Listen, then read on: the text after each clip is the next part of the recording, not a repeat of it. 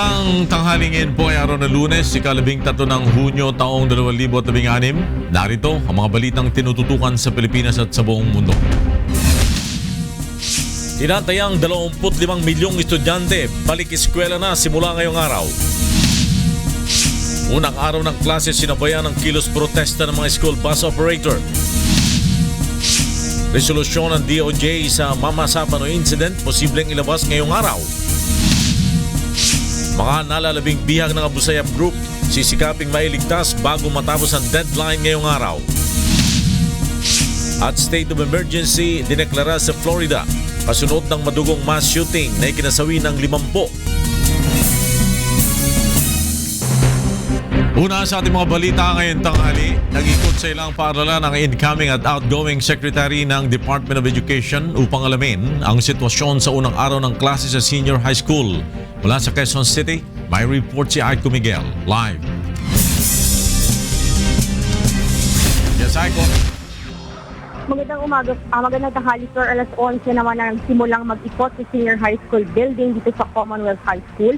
Sina incoming Deputy Secretary Dr. Leonor Biones at outgoing Secretary ng Department of Education Armin Luistro upang tingnan ang kalagayan ng mga estudyante at implementasyon ng senior high school sa bansa. Ipinahayag ng mga kalihim na malaking bagay umano na may programang K-12 para sa mga kabataan upang itaas ang kalidad ng edukasyon sa bansa. Sa pagsisimula ng unang araw ng implementasyon ng K-12 program o ang Senior High School Program, may 11,000 na mga paaralan umano sa buong bansa ang senior high ready na. Ayon sa kay outgoing DepEd Secretary Armin Luistro, unti-unti na sanang mawala ang agam-agam ng mga magulang sa pagpapatupad nito. Pakiusap din niya na suportahan umano ang susunod na administrasyon sa pagpapatuloy ng mga proyektong naumpisahan na ng kagawaran. Samantala, Flor, kaninang umaga naman ay eksaktong 5:40 nagsimula ang flag raising ceremony ng mga mag-aaral sa Corazon C. Aquino Elementary School, ang isa sa pinakamalaking elementary school sa Quezon City. Pagpasok ng mga mag-aaral sa loob ng paaralan ay agad silang sinalubong ng kanilang mga guro, hawak ang mga flashcard upang magabayan kung saan ang pila ng kanilang section. Punong-puno ang school grounds ng elementary school sa pagdating ng tinatayang 9,000 enrollees ng Corazon C. Aquino Elementary School. Kaninang umaga ay hindi na pinahintulutan na pumasok ang mga magulang at pinakuusapan ng mga guro na iwan ng kanilang mga anak paghatid upang hindi magsiksikan sa paaralan, maliban na lamang sa mga preschool na kailangang maihatid sa loob, lalo na sa mga ilang batang umiiyak pagpasok sa elementary school. Flor, ayon kay Dr. Elvira Dumlao na ang principal, karaniwang eksena ito kapag unang araw ng klase, ngunit nagsanay umano ang mga guro upang masanay sa loob ng paaralan at mawalay sa piling ng mga magulang at makapag-aral ng mabuti ang mga mag-aaral. Then muna ang latest live, balik sa iyo, Flor. Aiko Miguel, nagulat mula sa Quezon City. Samantala, nanawagan ng Department of Education sa mga magulang na huwag piliting mag-aral ang kanilang mga anak na wala pang 5 taong gulang. Mula sa DepEd Command Center, may report si Grace Casin, live. Yes, Grace. Yes, magandang tanghali sa I4. Nangunguna pa rin sa mga reklamo at tanong na natatanggap dito sa DepEd Command Center ay ang issue ng kindergarten age requirement. Dahil may mga magulang pa rin na pilit na pinapasok ang kanilang mga anak sa kinder kahit wala pa ito sa tamang edad. Ayon kay Deputy Assistant Secretary Jesus Meteo, hindi pa maaaring tanggapin sa kinder ang mga batang wala pang 5 taong gulang. Marami pa rin kasi ang mga magulang na nakikiusap at nagpipilit daw na ipasok ang kanilang mga anak. Sabi ng DepEd, kung ang bata ay mag-5 taong gulang sa susunod na buwan, posible na siyang tanggapin. Subalit ito ay kung makakapasa siya sa readiness assessment ng DepEd. Posible rin anyang mahirapan ang mga bata dahil wala pa ito sa tamang edad. Samantala, hindi pa rin daw nawawala ang mga late enrollees. Ayon sa DepEd, tiyak na tatanggapin sila sa mga public schools at ang mga ito. Subalit kung huli na raw ng ilang mga buwan ng mga estudyante, tiyak na mahihirapan na rin silang humabol sa mga aralin. Kaya naman nanawagan ng DepEd sa mga magulang na maging responsable sa pag-aaral ng kanilang mga anak. Maaga pa lang daw ay dapat na pinaplano na kung saang paaralan pag-aaralin ng kani-kanilang mga anak, lalo na kung ito ay papasok sa junior at senior high school. Hindi naman may tatanggi ng DepEd na mayroon pa rin daw mga aberya silang natatanggap sa pagsisimula ng implementasyon ng K-12 program, subalit ginagawan daw nila ito ng solusyon. Sa mga nais may konsulta sa DepEd floor, naglabas na mga hotline number ang DepEd para sila ay makontak ng ating mga magulang. Ito ay ang 632-1663, 636-1361, 633-9346, 633-7255, 638-7529, 635-9817. 632-1665 at 633-2120. Ang kanilang cellphone number sa mga nais naman na mag-text ay 0919-456-0027. Ang kanilang email address ay action@deped.gov.ph. Sa mga gumagamit naman ng mga social networking sites, ang kanilang Facebook account ay DepEd Philippines at ang kanilang Twitter ay @DepEd_PH. Sa mga nais may konsulta sa senior high school, ang kanilang hotline ay 667-118 at ang kanilang email address ay shshelpdesk@deped.gov.ph. Floor, ayon sa DepEd, maliban sa mga contact numbers na yan kung saan sila pwedeng makontak, ay maaari din silang tumanggap ng mga walk-in. Katulad na lamang ng ilang mga magulang na pumunta rito kanina para ilapit yung kanilang mga problema patungkol sa kanilang mga anak. Ayon sa DepEd, sa dami ng mga contact number na kanilang binigay, maaari silang tawagan sa mga landline number, maaari din silang i-text sa mga cellphone number at maging ang social media ay ginagamit na rin nila para maabot yung mga kababayan natin na nais itanong sa kanila. Sa dami daw niyan, sana naman daw ay wala ng dahilan yung ating mga kababayan para sabihin hindi sila nakapagtanong o nagkaroon ng kaugnayan sa DepEd. Floor? Maraming salamat sa Grace Casin. Nagulat mula sa Department of Education Command Center. Kaugnay pa rin ng pasukan ngayong araw, 2 linggo namang magbabantay sa paligid ng mga eskwelahan ang pulisya upang masigurong ligtas ang mga estudyante sa mga masasamang loob. Mula sa Kamkrami may report sila Ilagan live. Yes, Leia. Magandang tanghali sa iyo, Floor. Bilang bahagi ng seguridad na ipinatutupad ng pambansang pulisya ngayong pasukan, 2 linggong babantayan ang mga pulis ang paligid ng mga eskwelahan upang masigurong walang masasamang loob ang makapananamantala sa mga estudyante.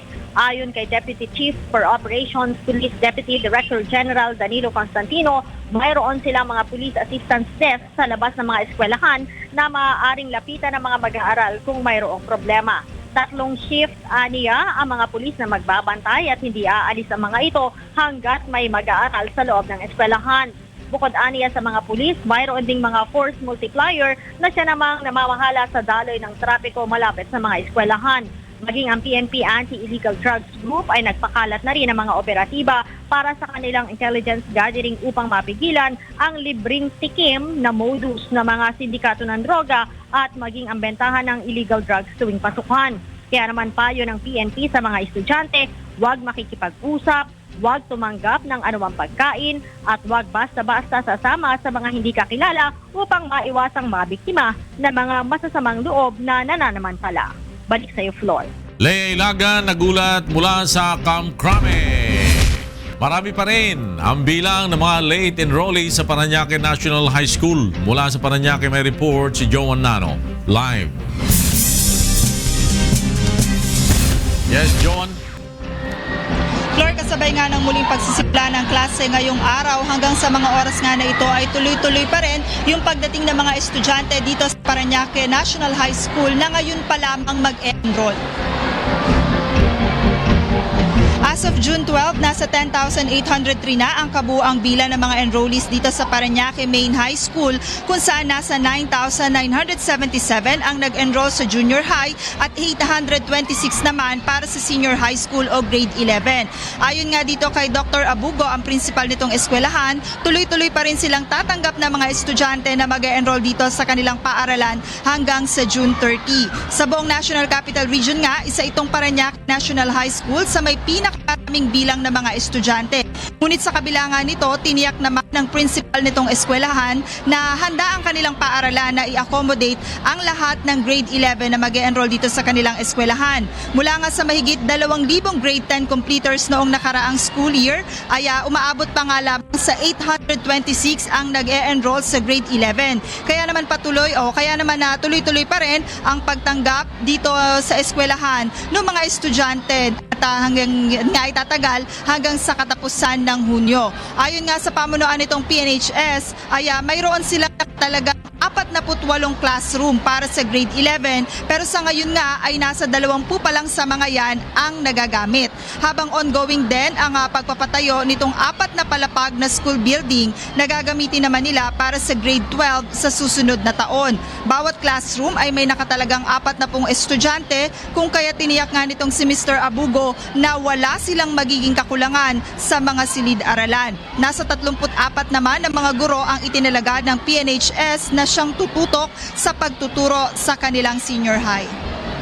Paul, Flor, ayon nga dito sa pamunuan ng Parañaque National High School, base nga sa kanilang karanasan, kahit noong mga nakaraang school year, talagang kahit ganitong nagsisimula na ang klase, ay marami pa rin sa kanilang mga estudyante ang humahabol upang makapag-enroll. At bagaman sa hanggang June 30 pa nga, ay kumpiyansa naman itong pamunuan ng PNHS na badaragdagan pa rin yung bilang ng kanilang mga enrollees, lalo pat nakapag-conduct na rin sila ng mga series of orientation sa kanilang mga magulang simula pa noong mga nakalipas na buwan. Flor? At yan po ang sitwasyon ng unang araw ng pasukan sa Parañaque City. Thank you, Joan Nano. Tatanggap pa ng mga late enrollees ang Ramon Magsaysay High School pero limitado na lamang. Mula sa Maynila may report si Victor Cosare live. Yes, Victor. Floor, para sa school year 2016 to 2017, 5,851 na sa ngayon ang nakatalang mag-aaral para sa grade 7 hanggang grade 10 dito sa Ramon Magsaysay High School sa Maynila. Ang Ramon Magsaysay ang pinakamalaking high school sa lungsod ng Maynila. Ang pag-uusapan ay populasyon. Ayon sa principal ng paaralan na si Mrs. Alma Claveria Tadina, bagamat simula na ng tatanggap pa rin sila ng mga late enrollees hanggang sa June 30, batay na rin sa instruction ng Department of Education. Pero ay Tadina, kakaunti na lang ang kaya nilang i-accommodate ng mga mag-aaral dahil target nila na hanggang 6,000 lang ang kanilang estudyante upang hindi masyadong siksikan sa mga classrooms at upang matutukan ng mga guro ang mga estudyante. Sa ngayon, nasa 1:45 ang teacher-to-student ratio sa Ramon Magsaysay at may dalawang shift ang klase. Ang una ay 7 a.m. to 3 p.m. at ang isa ay 11 a.m. to 7 p.m. May SPED class for the visually impaired naman ang naturang paaralan at may special science class din dito. Subalit walang senior high school sa Ramon Magsaysay. Paliwanag ng purong guro ng paaralan, kulang sila sa classrooms, guro at iba pang pasilidad para dito. Kung mapapatuyuan sila ng bagong gusali ay maaari silang makapagbukas ng senior high school sa susunod na pasukan. Floor? Victor Cosare nagulat mula sa Maynila. Nagprotesta sa unang araw ng pasukan ang mga school bus operator kontra sa phase-out ng mga lumang school service. Mula sa Quezon City may report si Mon Hocson live.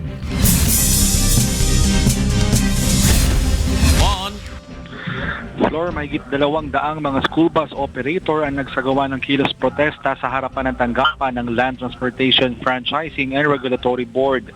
Moratorium sa ipinapatupad na phase-out sa mga lumang school service ang pakiusap ng mga ito. Pinunog ng mga school bus operator ang isang kabaong na naglalaman umano ng mga hindi makataong proyekto ng LTFRB. Pansamantala daw sila nagpaalam sa mga magulang ng mga estudyante na siniserbisan nila na hindi mo na makakapaghatid sa mga bata ngayong araw.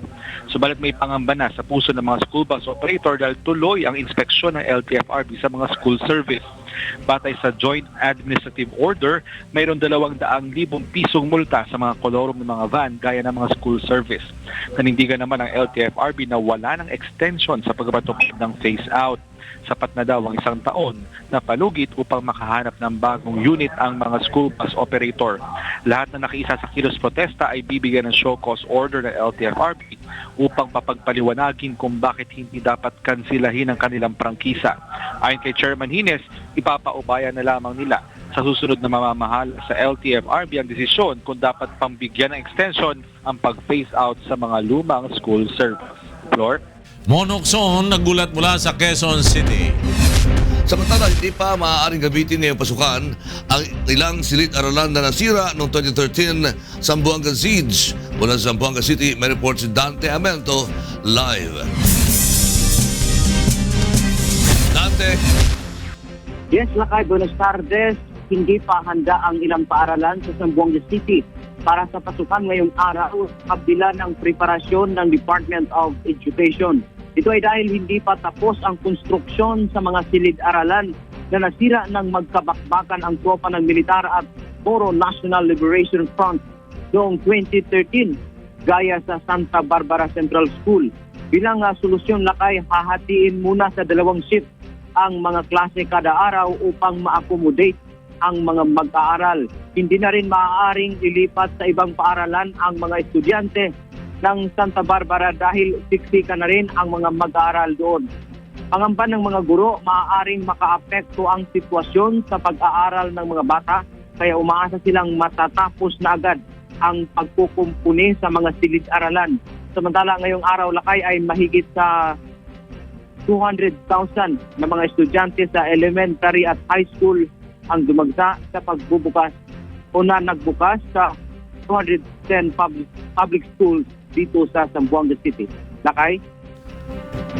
Maraming salamat, Joshua Antonio. Nagulat mula po sa Zamboanga City.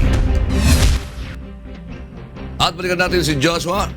Balikan natin si Dante Amento po, ang napakinggan mula po sa Zamboanga. At balikan natin si Joshua Antonio mula po sa Pampanga sa kanyang naudlut na report. Yes, Joshua. Isla, magandang tanghali, naging maayos naman ang sitwasyon. Sa unang araw ng pasukan dito sa lalawigan ng Pampanga, kahit libo-libong estudyante ang dumagsa sa mga paaralan.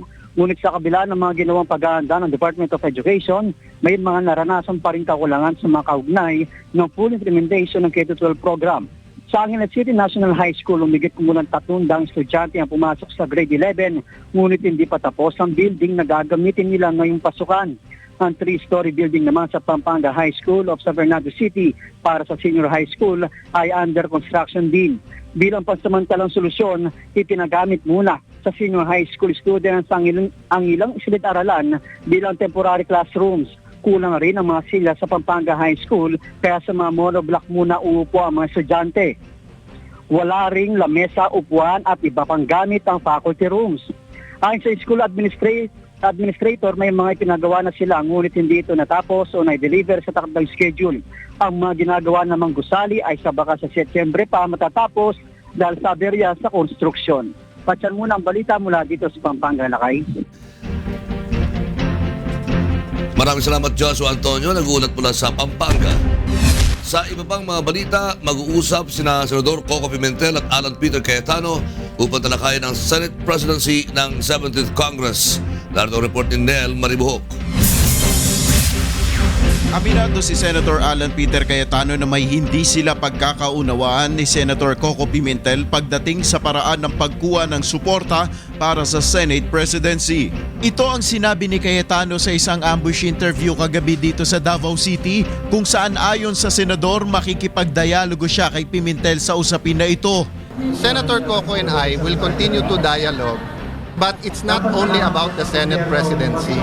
It's about the majority ng senators that will support the President. Sina Cayetano at Pimentel na mga kaalyado ni President-elect Rodrigo Duterte ay parehong humihikayat ng suporta sa kanilang mga kapwa-senador upang makuha ang Senate presidency sa pagbubukas ng 17th Congress sa July 25. Ayon kay Cayetano, mahalaga ring mapag-usapan nila ni Pimentel ang usapin ng chairmanship sa mga komite ng Senado upang matiyak na hindi mahahadlangan ang mga isinusulong na programa at panukalang batas ni Duterte. Tumanggi naman munang magbigay ng detalye ang senador kaugnay ng bilang ng mga sumusuporta sa kanya. Kaugnay naman ng pagpupulong ni na Senator Bongbong Marcos at Duterte dito sa Davao City, ayon kay Cayetano, wala namang ini-offer na posisyon sa gabinete si Duterte kay Marcos. I haven't heard that there was a formal offer. No, for me, I don't know who announced that. It's all speculation. Gayunpaman, tiniyak ng senador na suportado nila ang sinuman na itatalaga ni Duterte basta ito ay kwalipikado sa posisyon. Nel Maribuhok, UNTV News Worldwide. Posibleng ilabas na ngayong araw ang resolusyon ng Department of Justice sa mga kasong kaugnay ng Mama Sapano incident. Mula sa DOJ, may report si Rosalie Cos, live. Rosalie. Magandang tanghali Lakay, matapos makapagsagawa ng preliminary investigation at matapos ito ng Department of Justice noong Enero, inaasahang ilalabas na rin ngayong araw ang kanilang desisyon upang tuluyan ng sampahan ng kaso sa korte ang mga itinuturong suspect sa pagpaslang ng 35 Special Action Force Commandos sa Mama Sapano, Maguindanao noong Enero ng nakalipas na taon. Nagsumite ng direct assault at murder complaints ang National Bureau of Investigation laban sa 70 miyembro ng Moro Islamic Liberation Front, Bangsamoro Islamic Freedom Fighters at private armed groups.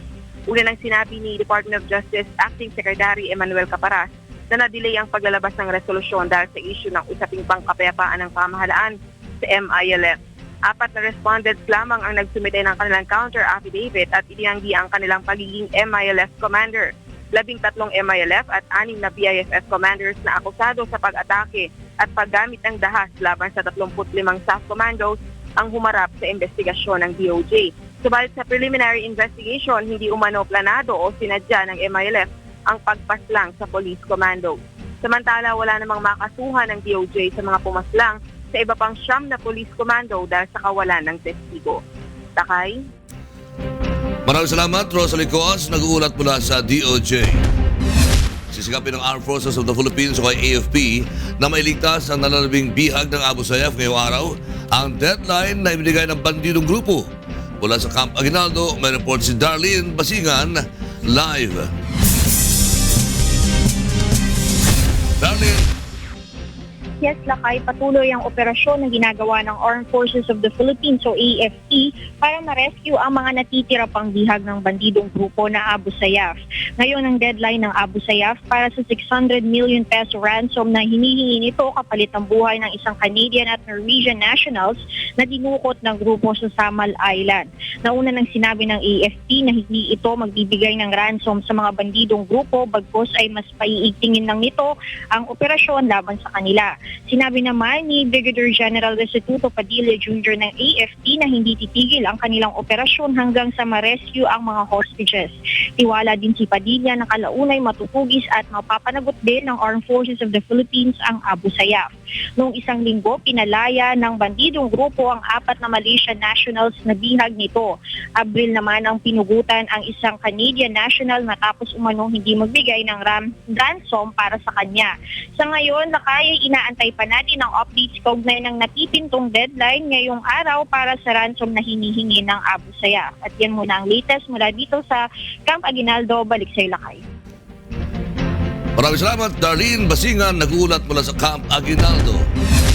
Tinawag na isang terror attack at hate crime ni US President Barack Obama ang pamamaril sa isang nightclub sa Florida na ikinasuwi ng 50 tao.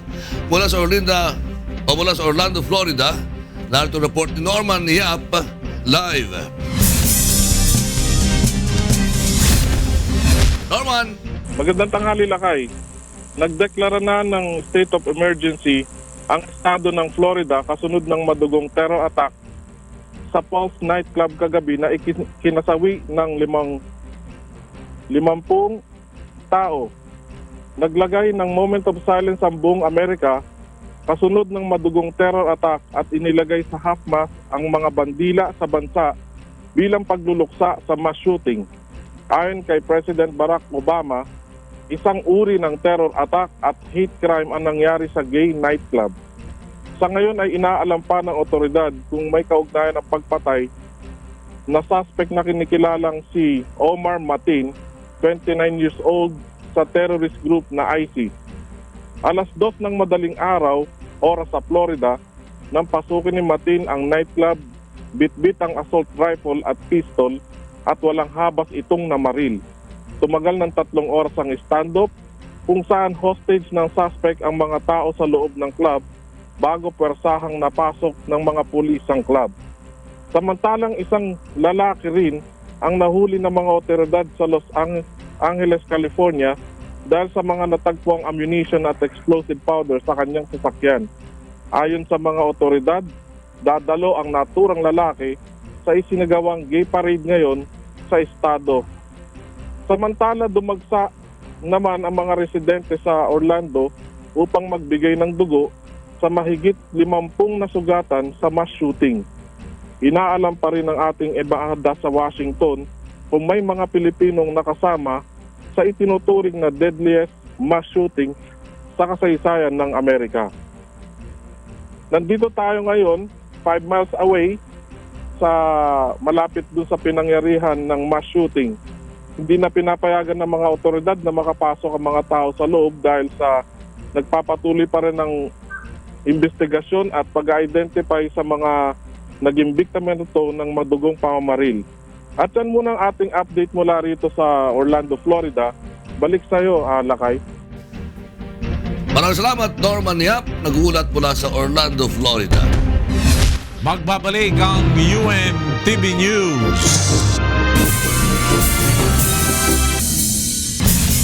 Sa pagpapatuloy ng UNTV News, alamin natin ang latest sa lagay ng panahon mula kay Ray Pelayo. Ray!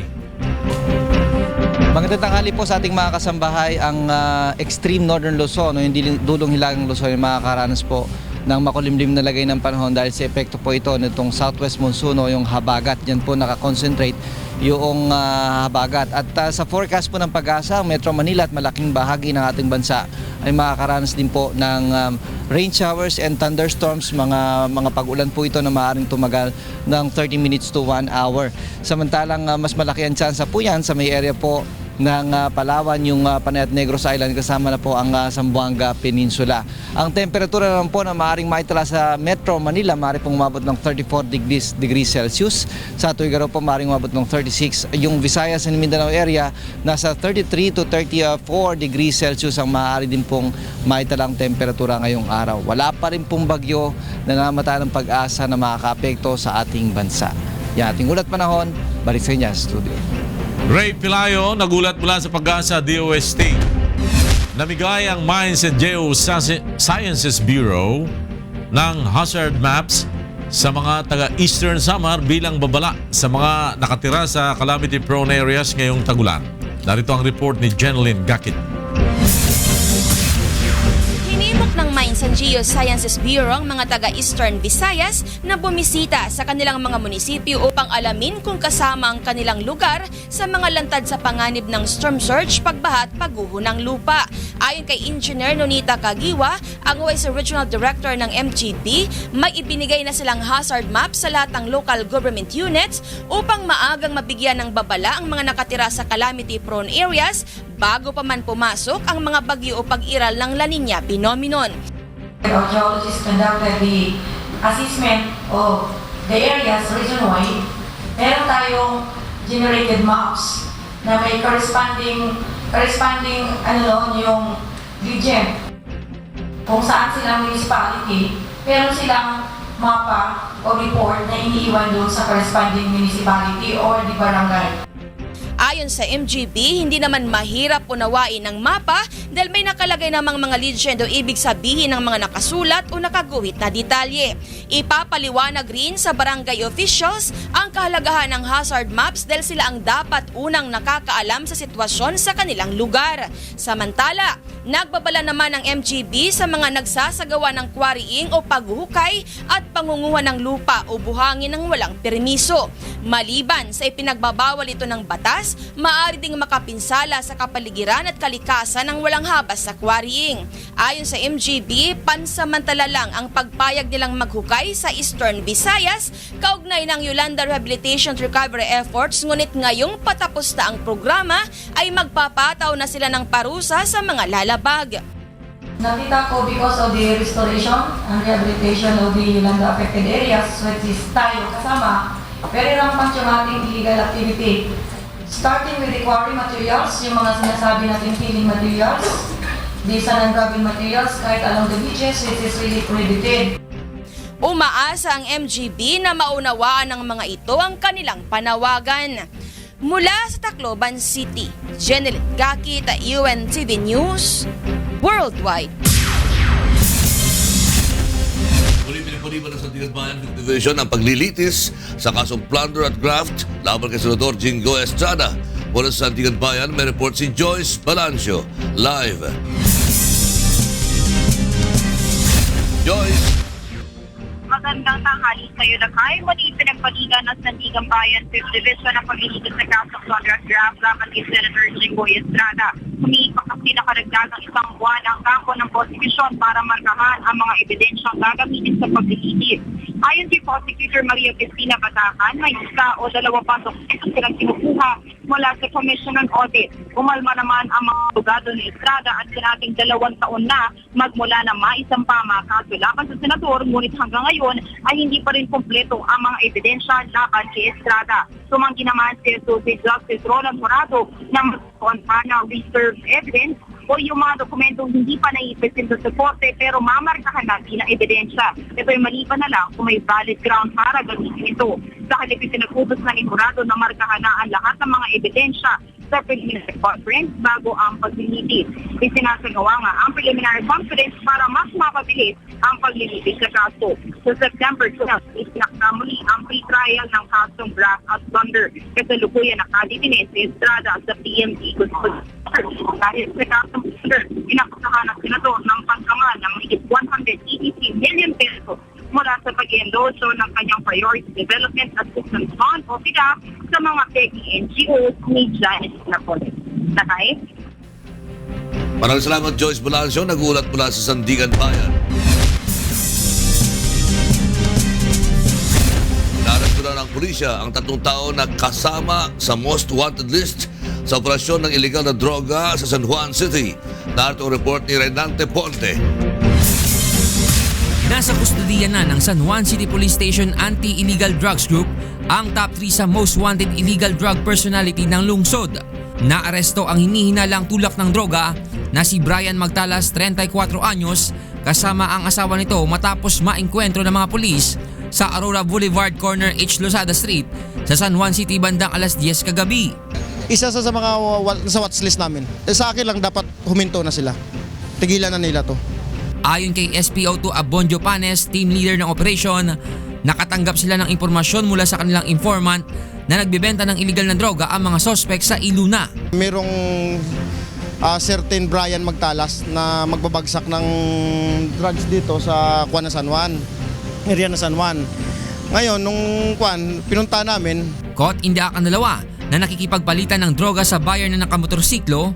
Nakumpiska sa mga sospek ang 3 sachet na hinihinalang shabu na may street value na 10,000 piso at cash na 2,000 piso at nahaharap sa non-bailable offense ang sospek sa kasong paglabag sa Section 11 Republic Act 9165 o Comprehensive Dangerous Drugs Act of 2002.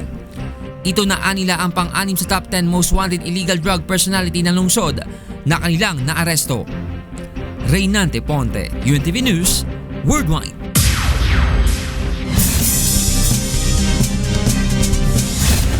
Nagdeklara na ng diarrhea outbreak sa ilang bayan sa Samar at Leyte dahil sa pagtaas ng kaso at bilang ng mga namatay dahil sa sakit. Narito ang report ni Jeneline Gakit. Patuloy nang tumataas ang kaso ng diarrhea sa probinsya ng Samar. Sa ulat ng Department of Health, nasa 2,947 ang kaso ng diarrhea sa 3 probinsya ng Samar. Partikular na ang Catbalogan, Calpiga at Santa Rita, pati na sa Hilongos, Leyte at 34 na sa mga biktima ang nasawi. Kaya ang DOH nagdeklara na ng diarrhea outbreak. Hindi pa matukoy ang klase ng bakterya o virus ang naging sanhi ng sakit dahil kasalukuyan pa itong sinusuri. Isa sa mga itinuturong dahilan ng pagkalat ng sakit ay ang pag-inom ng kontaminadong tubig mula sa ilog at kung minsan ay sa ulan matapos na matuyo noong panahon ng tagtuyot ang mga balon na pinagkukunan ng water supply sa mga probinsya. The regular source of water, especially in these particular municipalities, dug wells, then not all houses were into having access to level 3. So, medyo wala na or kumonte, naging scarce ang potable water accessible to them. Namigay na ang DOH ng mga gamot sa rural health units para sa mga tinamaan ng diarrhea na karamihan ay mga bata. Namahagi rin sila ng container sa mga residente upang masigurong malinis ang paglalagyan nila ng tubig. Gumawa na rin ng mapping ang DOH sa mga lugar sa Samar na apektado ng kaso para sa planong interbensyon ng wag na itong kumalat pa sa ibang bayan. We have distributed actually as a precautionary measure sa water problem, nagbigay kami ng mga jerry cans. But yung jerry cans ngayon namang problema kung ano nang isisilid. So they have the container, but ang inong isisilid, yun ang problema. Makikipagpulong rin ng DOH sa Office of the Civil Defense para magamit ng 3 bayang apektado ng outbreak ang kanilang Quick Response Fund upang matulungan ang mga biktima. Mula sa Tacloban City, Jeneline Gakit, UNTV News, Worldwide. At yan ang kabuuan ng ating balitaan sa ngalan ni Kuya Daniel Razon at ng UNTV News and Public Affairs. Ako si Flor Perez. Ako naman si Rolly Lakay Gonzalo. May pangyayari bawat minuto at may balita bawat segundo. UNTV News, magandang tanghali.